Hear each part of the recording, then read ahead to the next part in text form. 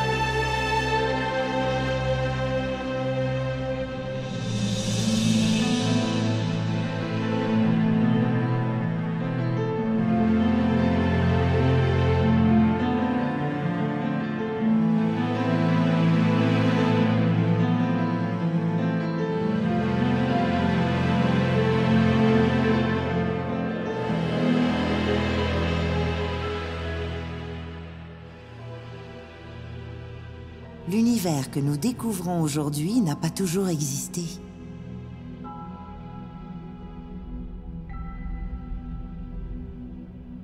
Il y a très longtemps, le cosmos ne contenait ni planètes, ni étoiles, ni galaxies.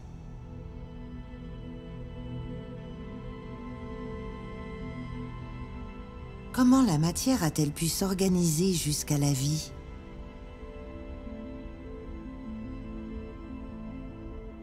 Comment notre conscience a-t-elle pu émerger parmi les étoiles ?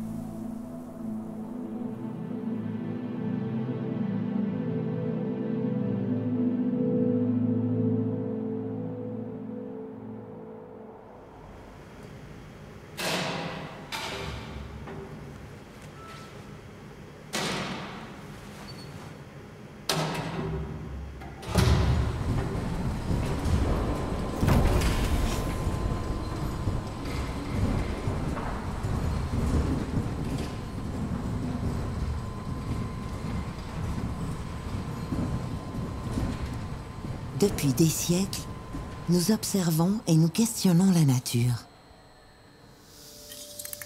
Aujourd'hui, grâce aux recherches de générations de scientifiques, après des siècles de mesures, de calculs et d'expériences, nous avons percé un de ses plus grands mystères. Des atomes jusqu'aux galaxies, des cellules jusqu'aux écosystèmes, le secret de la diversité du monde, c'est l'émergence. C'est par ce phénomène que les éléments les plus simples peuvent donner naissance aux réalités les plus complexes, et que le tout est plus que la somme des parties. L'émergence est à l'œuvre dans la nature, un peu comme dans une écriture. Plusieurs d'entre elles se fondent sur un nombre limité d'éléments de base, les lettres. Ensuite, avec le jeu des combinaisons, un nombre incalculable de possibilités émerge. En s'associant dans un certain ordre, les lettres forment des mots.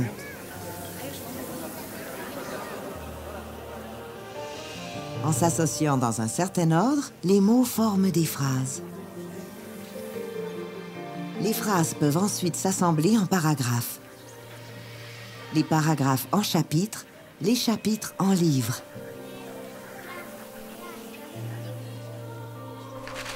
Chaque niveau se fonde sur le précédent, mais en est différent. La richesse et la complexité augmentent.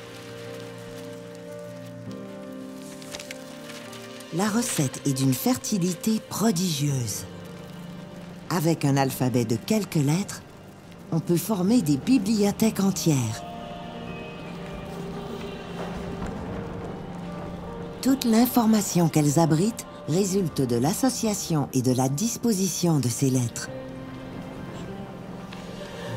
C'est dans la forme que réside l'information.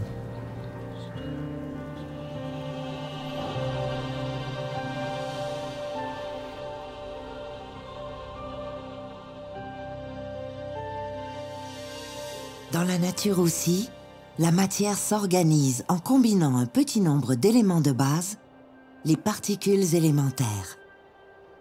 Tous les paysages de l'univers émergent de leurs infinies combinaisons. Les éléments fondamentaux s'organisent en niveaux superposés, toujours plus complexes. Atomes, molécules, cristaux.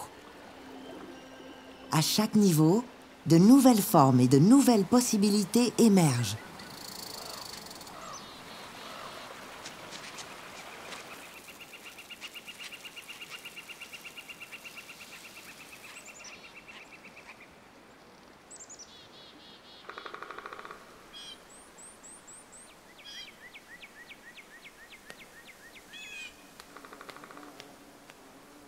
La diversité des formes que nous côtoyons sur Terre est exceptionnelle.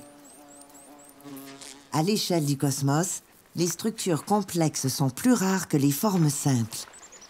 Ainsi, un diamant est plus rare qu'un atome, mais bien moins remarquable qu'un papillon. La vie tisse tant de formes et de liens. Elle se nourrit de tant d'échanges.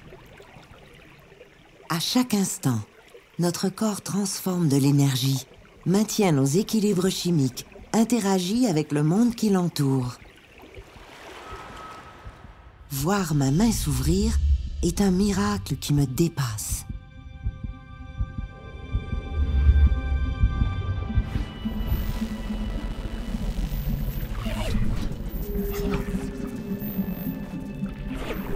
Chacun d'entre nous est formé par l'interaction d'environ 10 000 milliards de cellules vivantes.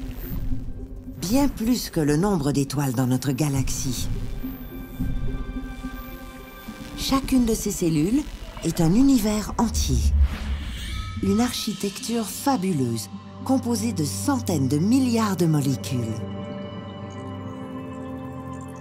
Nos molécules sont elles-mêmes composées d'éléments plus petits, des atomes. D'une petitesse inimaginable, ces atomes sont formés de morceaux encore plus petits, des quarks, des électrons. Ce sont nos particules élémentaires.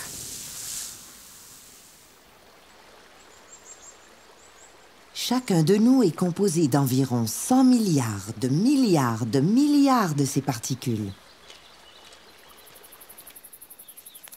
À chaque instant, en nous, elles vibrent et interagissent. Elles nous permettent de respirer, de regarder, de réfléchir. À cette échelle, notre corps est aussi vaste que le cosmos. Les particules élémentaires qui nous composent existent depuis le début des temps. Mais à l'origine, elles étaient toutes séparées. Comment se sont-elles organisées jusqu'à nous? C'est la grande histoire de l'évolution cosmique.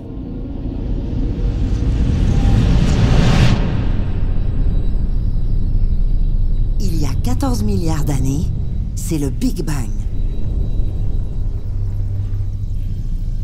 Partout à la fois, une expansion fulgurante de l'espace se produit. La densité de matière et d'énergie est inconcevable. Il fait si chaud que la matière est totalement dissoute dans une purée uniforme. Il n'existe aucune structure. C'est le degré zéro de l'organisation. À mesure que l'univers s'étend, il se refroidit.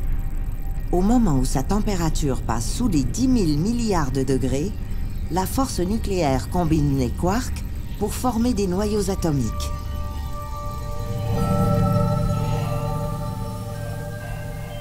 La matière franchit un premier niveau d'organisation.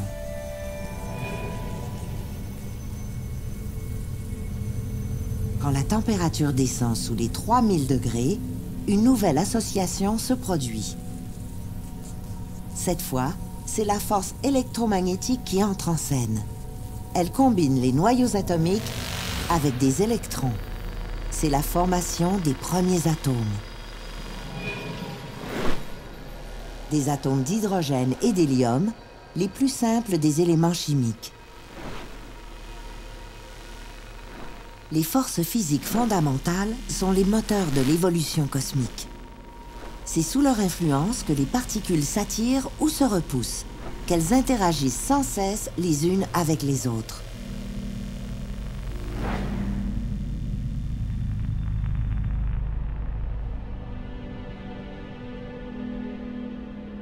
À l'échelle de l'infiniment petit comme à celle de l'infiniment grand, l'univers prend forme. Ici, une autre force va transformer le visage du cosmos. La force de gravitation. C'est elle qui sculpte la matière primordiale en filaments et en masse galactique. C'est sous son emprise que les galaxies interagissent entre elles au fil des millions d'années.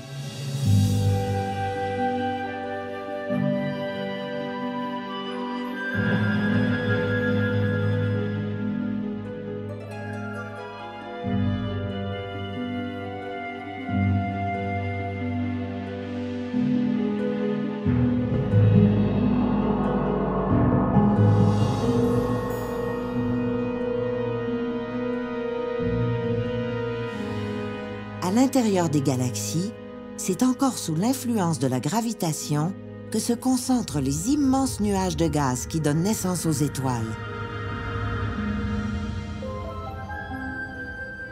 Les étoiles se forment souvent en groupe. Des centaines d'entre elles peuvent naître dans la même nébuleuse.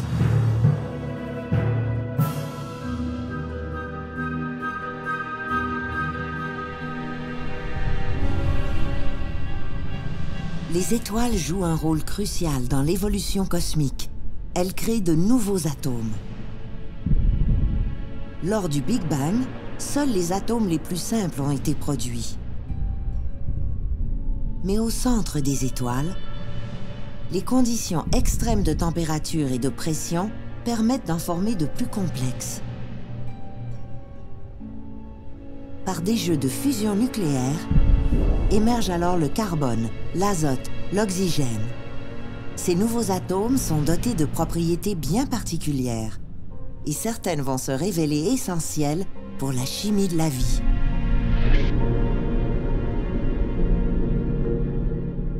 À la fin de leur existence, les étoiles dispersent dans l'espace les nouveaux éléments qu'elles ont créés.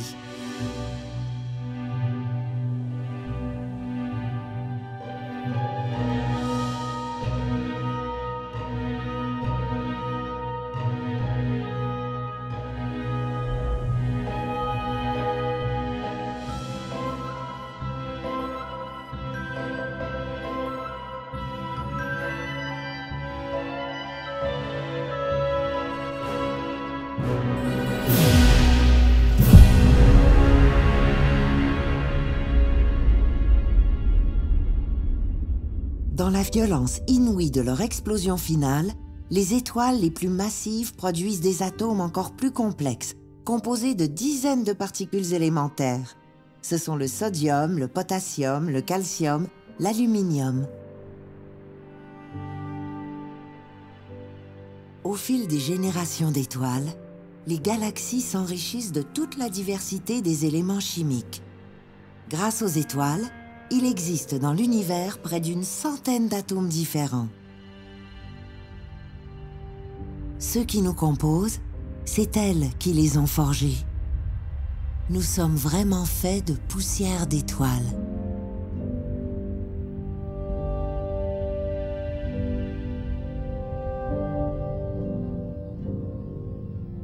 C'est dans l'espace intersidéral que le prochain stade d'organisation est franchi.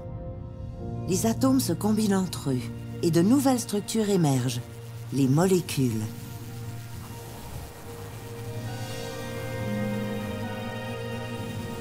La molécule d'eau naît dans l'espace. Elle est formée par l'association de 2 atomes d'hydrogène, 1 d'oxygène. Sans les propriétés exceptionnelles qui émergent de cette combinaison, la vie sur notre planète serait impossible. Dans la grande nébuleuse d'Orion, les astronomes ont observé les molécules plus complexes, formées d'une dizaine d'atomes.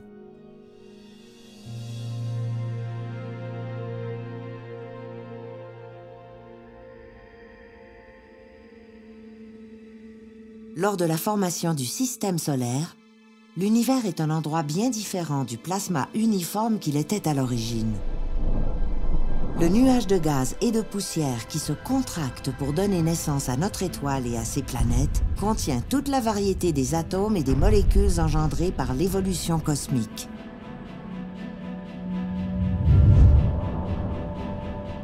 C'est de cette richesse chimique qu'émerge la prodigieuse diversité des paysages de notre système solaire. Les plaines d'azote de Pluton,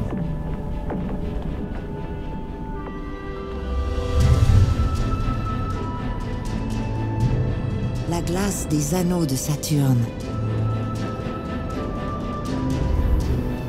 et celle des geysers d'Encelade.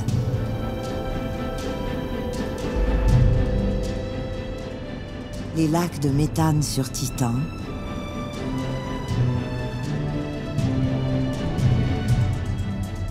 les volcans sulfureux d'Io,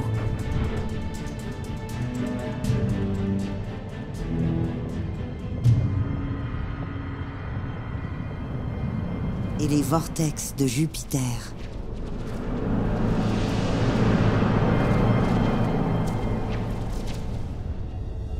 Les calottes polaires de gaz carbonique sur Mars.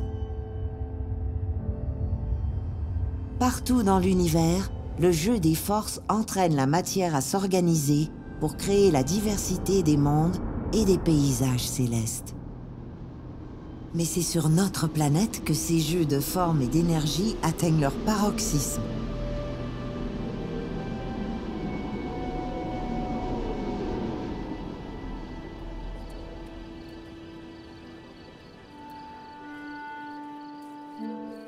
Nulle part dans l'univers, nous n'avons encore observé de formes aussi complexes que les êtres vivants de la Terre.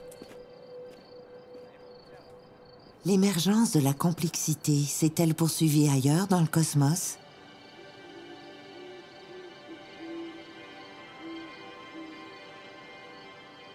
Existe-t-il d'autres vivants parmi les étoiles? Nous ne le savons toujours pas.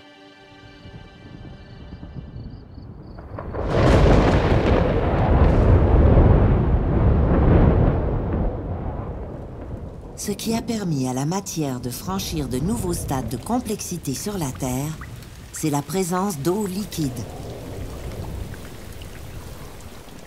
En favorisant les échanges chimiques, l'eau permet la formation de molécules géantes, impossibles à synthétiser dans l'espace. Les propriétés émergentes de ces molécules sont étonnantes. Elles peuvent filtrer des substances, stocker de l'énergie, se répliquer. Ce sont des protéines, des sucres, des gras. C'est à cette étape de la grande histoire de l'organisation qu'un phénomène aussi mystérieux qu'exceptionnel émerge. La matière inanimée prend vie. La cellule, l'unité fondamentale de la vie.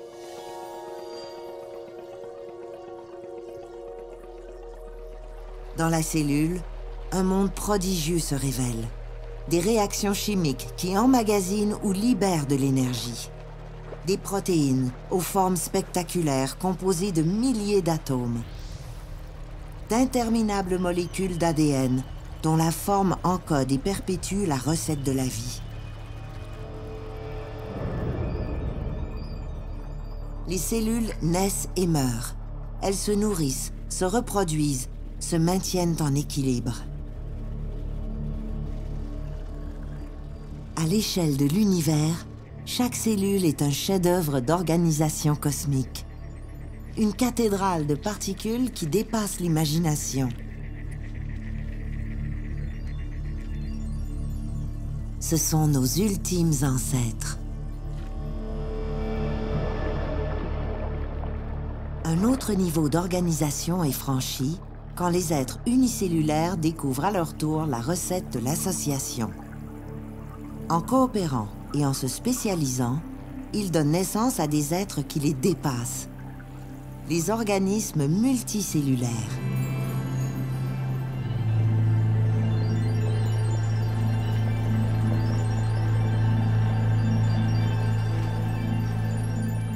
Simples au début, ces organismes se complexifient au fil du temps.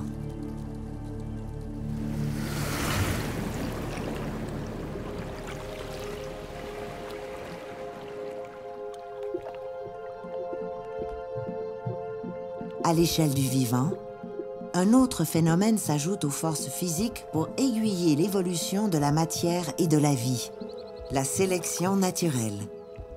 La survie et la reproduction des plus aptes favorisent la persistance des formes de vie bien adaptées à leur milieu.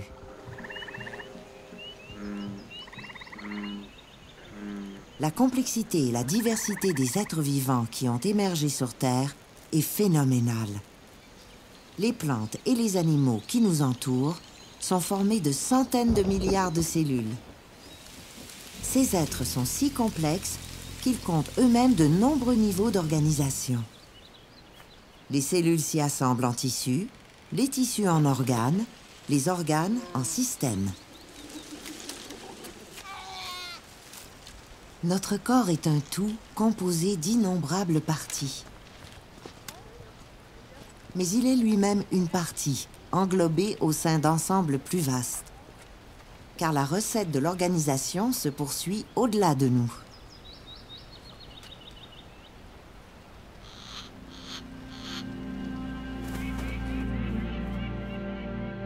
À leur tour, les individus d'une espèce s'associent pour former des structures plus complexes.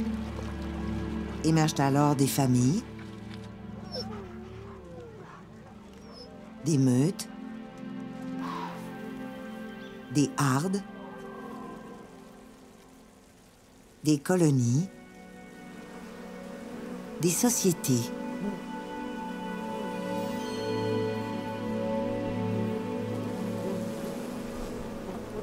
Comme à l'échelle des cellules, la spécialisation des individus favorise la survie du groupe.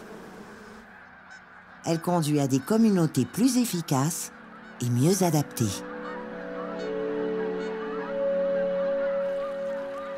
Le prochain niveau d'organisation émerge de l'interaction des espèces entre elles. Ce sont les écosystèmes.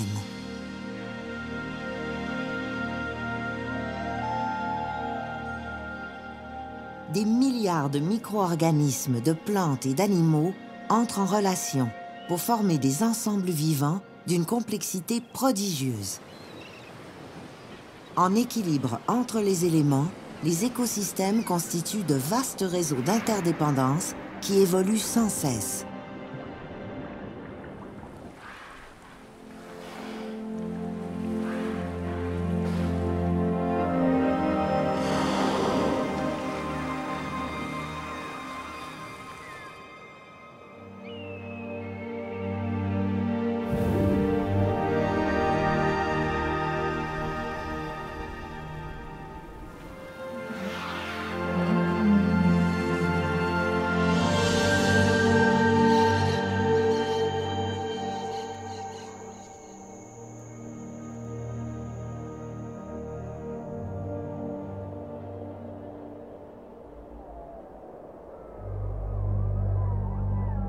La biosphère. Elle émerge de l'interaction des écosystèmes entre eux et avec l'environnement global. C'est l'ensemble formé par tous les êtres vivants de la Terre.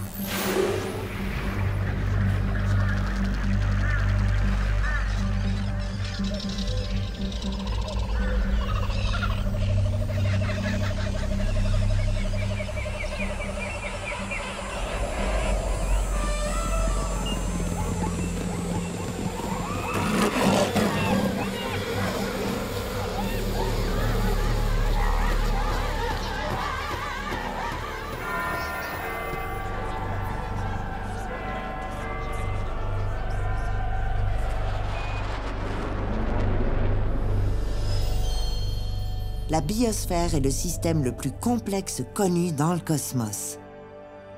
Son existence est le fruit de 14 milliards d'années d'évolution cosmique. C'est la seule que nous connaissions. C'est cette mince couche habitable à la surface de notre planète qui nous a donné naissance.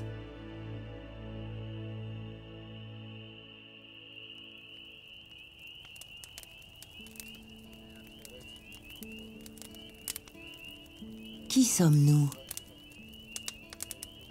Grâce à nos milliards de particules, chacun d'entre nous peut fermer les yeux et dire « J'existe ».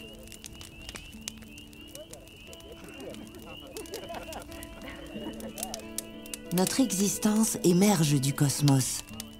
Nos cultures, notre humanité aussi. Le monde est un jus infini de matière et de lumière. Une symphonie d'ondes et de particules. Et nous en faisons partie. À travers nous, la matière prend conscience, la nature se regarde elle-même, et le cosmos contemple sa propre aventure. Nous émergeons des étoiles. Nous sommes l'univers.